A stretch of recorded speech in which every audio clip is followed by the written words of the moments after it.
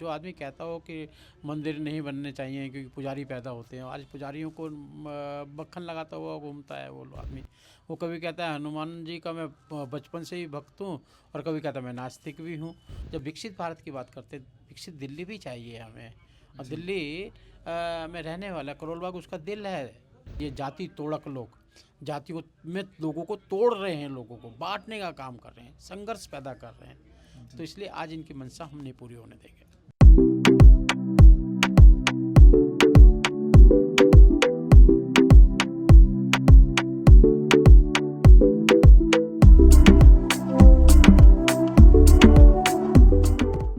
नमस्कार, मैं आलोक सोशल नेताजी से। आज हमारे साथ हैं भाजपा के राष्ट्रीय महासचिव एवं पूर्व राज्यसभा सांसद दुष्यंत कुमार गौतम जी। आपका बहुत बहुत स्वागत है हमारे चैनल पर। धन्यवाद, बहुत बहुत धन्यवाद आप लोगों का।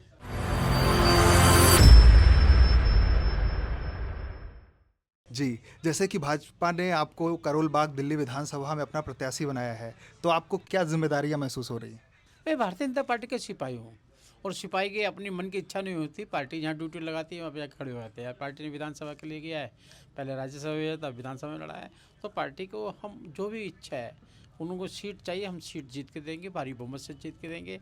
और यहाँ पे केजरीवाल की सरकार को हटाने का हमारा लक्ष्य है, क्योंकि वो राष्ट्रीय विरोधी पार्टी है, और जितने भी राष्ट्रीय विरोधी काम होते हैं सबको संरक्षण देने के। जो आदमी कहता हो कि मंदिर नहीं बनने चाहिए क्योंकि पुजारी पैदा होते हैं, आज पुजारियों को मक्खन लगाता हुआ घूमता है वो आदमी। वो कभी कहता है हनुमान जी का मैं बचपन से ही भक्त हूँ, और कभी कहता है मैं नास्तिक भी हूँ। तो ऐसा व्यक्ति जो ढोंग रचता हो, जिसने कहा हो 12 साल पहले मैं पानी दूंगा, ओक लगा के पी सकते हैं, आज पानी नहीं है लोगों का, सीवर का पानी मिल रहा है। कितना बड़ा पाप है, 20,700 लोग मर चुके हैं पानी के कारण। जिसने कहा अच्छे स्कूल देंगे, स्कूल बंद हो गया हमारी विधानसभा के अंदर, शौचालय बंद हो गया हमारी विधानसभा के। थोड़ी बारिश होती है, सड़कों पर किस प्रकार से पानी भर जाता है, उससे गिरने का डर रहता है, सड़कें टूटी हुई हैं। जो हालात जहाँ की बनी हुई है, और वो जो दिल्ली के अंदर जो उसने दिल्ली का जो लोगों का जिस समय ज़रूरत थी, कोरोना काल के अंदर बड़ी आपदा आई थी, उस समय हमें हॉस्पिटल की ज़रूरत थी, वो शीश महल बना रहे थे। जिस समय हमें दवाई की ज़रूरत थी, वो हमें हमारे बच्चों को हाथ में एक बोतल के साथ एक बोतल फ्री देने का पाप कर रहे थे। ऐसा देश विरोधी, संस्कृति विरोधी, संस्कार विरोधी व्यक्ति जो दिल्ली को बर्बाद कर रहा है, घाटे में दिल्ली को पहुंचाने का काम कर रहा है।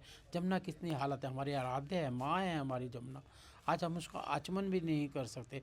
यही यमुना वज्रवाद से पहले साफ़ सुथरी होती है, यहाँ दिल्ली में आके इसका मतलब है वो प्लानिंग इसके लिए तो केजरीवाल जी ने भी कहा कि हम नहीं कर पाए, मुझे एक बार और मौका दे दीजिए। कितनी बार मौका दे दो। जो बच्चा इनके शासन में पैदा हुआ था, आज 12 साल का होगा, वो 6ठी-7वीं क्लास में आ चुका है वो बच्चा। और जो वहाँ पे उस समय 12 साल का था, आज बच्चों वाला हो चुका है। क्या होता है मौका भाई? कितना जीवन है, आगे इनको नरक बना देंगे, मार दिए इतने लोगों को, मारने के बाद में अब मौका दे दो। आपको 3-3 बार बना दिए, काहे का मौका दे दो? आपका कोई प्लानिंग नहीं, कोई विजन नहीं है, विजन आपका ही है, खाली इनका देश दिल्ली वासियों को मारना है। आप गैस का चैम्बर बन गया है दिल्ली, सांस नहीं ले सकते यहाँ पर दिल्ली के अंदर, घूम नहीं सकते दिल्ली के अंदर। आपने बांग्लादेशियों को बसा दिया, हमारा जीना दूर हो रहा है, कब कत्लेआम हो जाए, कब मार दे किसी की, चैन स्नैचिंग हो रही है। जिस प्रकार का वातावरण दूषित बनने के है, ये कोई राजनीतिक पार्टी का काम नहीं है, ये राष्ट्रीय विरोधी काम है। जी, जैसे कि अब इस बार भाजपा सरकार विशेष ध्यान दे रही है दिल्ली विधानसभा चुनाव में, और राष्ट्रीय नेतृत्व में भी जैसे कि आप हैं और बहुत सारे ऐसे चेहरे हैं जो विधानसभा चुनाव में शामिल हो रहे हैं। तो क्या क्या ऐसी स्ट्रेटजी है? देखिएगा, देश के अंदर अनेक राज्यों में चुनाव हुए हैं, कई बार हम जीतते नहीं है, विरोधी पार्टियां हमारी होती हैं, हमें कोई प्रॉब्लम नहीं होती किसी ने। लेकिन इस और पार्टियां होती हैं, कहीं की विचारधारा से हमारे मतभेद होंगे, लेकिन कहीं ना कहीं अच्छा भी काम करती हैं, लेकिन ये तो सारा एंटी काम करता है, इसलिए इसको हटाने का हमारा संकल्प है। जब विकसित भारत की बात करते हैं, विकसित दिल्ली भी चाहिए हमें।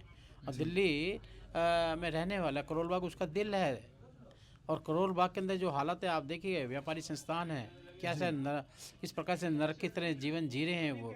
बारिश होती है क्या कीचड़ भर जाती है, ग्राहक नहीं आ पाते उनके पास में, और वहाँ पर कोई ऐसी सुरक्षा या यातायात की कोई सुविधा ही नहीं है, शौचालय नहीं है, लोग बेचारे परेशान और दुखी रहते हैं वहाँ पर।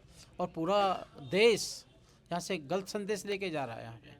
कैसी दिल्ली है, क्या यही दिल्ली होती है? ये पूरे देश में बदनामी होती है, मैं कहूँ वर्ल्ड के अंदर के लोग भी आते हैं, उनके देखते हुए, दिल्ली को देखते हुए वहाँ भी बदनामी होती है हमारी। पूर्वांचलियों को लेकर के उनका जो दृष्टिकोण है उस पर आप क्या कहना चाहेंगे? पूर्वांचली को दृष्टिकोण देख सकते, जमुना गंदी है, पूर्वांचल छठ पूजा बनाते हैं, बेचारे को छठ पूजा बनने के लिए कोई भी स्थान नहीं है। कोरोना काल में कहा था पूर्वांचली लोग आते हैं, यूपी बिहार के लोग आते हैं, यहाँ इलाज करा के चले आते हैं, जब यूपी बिहार के वो लोग उसको अलग दिखाई देते हैं। आज जब हम बांग्लादेशियों को पकड़ते हैं तो कहते हैं हमारे यूपी बिहार को लोगों को पता, उनको बदनाम करते हैं, उनको बांग्लादेशी बताने का काम करते हैं। तो इसलिए पूर्वांचल हो, उत्तरांचल हो, साउथ दिल्ली हो, नॉर्थ ईस्ट हो, सारा देश हमारा वसुधैव कुटुंबकम, पूरे देश को साथ लेके चलना चाहते हैं और समाज जाति को साथ लेके जाते हैं। लेकिन ये जाति तोड़क लोग जातियों में लोगों को तोड़ रहे हैं, लोगों को बांटने का काम कर रहे हैं, संघर्ष पैदा कर रहे हैं। तो इसलिए आज इनकी मंशा हम नहीं पूरी होने देंगे। जी जी, आप हमारे चैनल के माध्यम से करोल बाग विधानसभा की जनता से क्या कहना चाहेंगे? मैं जनता से यही प्रार्थना और निवेदन करूंगा कि 12 साल देख लिया आपने, जिसने कहा था पानी दूंगा, पानी भी नहीं दिया, और आज वो कहता है मैं बिजली पानी फ्री दूंगा, पहले कहता है, और आज कहता है मैं जितने बिल हैं पुराने माफ़ करूँगा। जो फ्री है तो माफ़ कौन सा कर दोगे? बहनों के अकाउंट में कहा था मैं 1000 रुपये दूंगा लोकसभा के चुनाव में, सरकार चलती रही 7-8 महीने, कभी एक पैसा नहीं आया। मैं करोल बाग की जनता को कहता हूँ, मेरा संकल्प है, करोल बाग के विकास का संकल्प है, सड़कों का निर्माण करना है, अच्छे शौचालय देने का काम है, पीने का पानी मिलना चाहिए, सीवर की अपग्रेडिंग हो चाहिए, सीवर अच्छे बनने चाहिए, और जहाँ पर जो भी व्यवस्था चाहिए, हमारी माताएं बहनें हैं, बुजुर्ग हैं, उनको जो पेंशन चाहिए, पहली तारीख को उनको पेंशन पहुँचाना। और मैं समझता हूँ कि जो सुविधाएं होती हैं, जो संसाधन है हमारे पास में, वो संसाधन गरीब के घर तक पहुँचने चाहिए।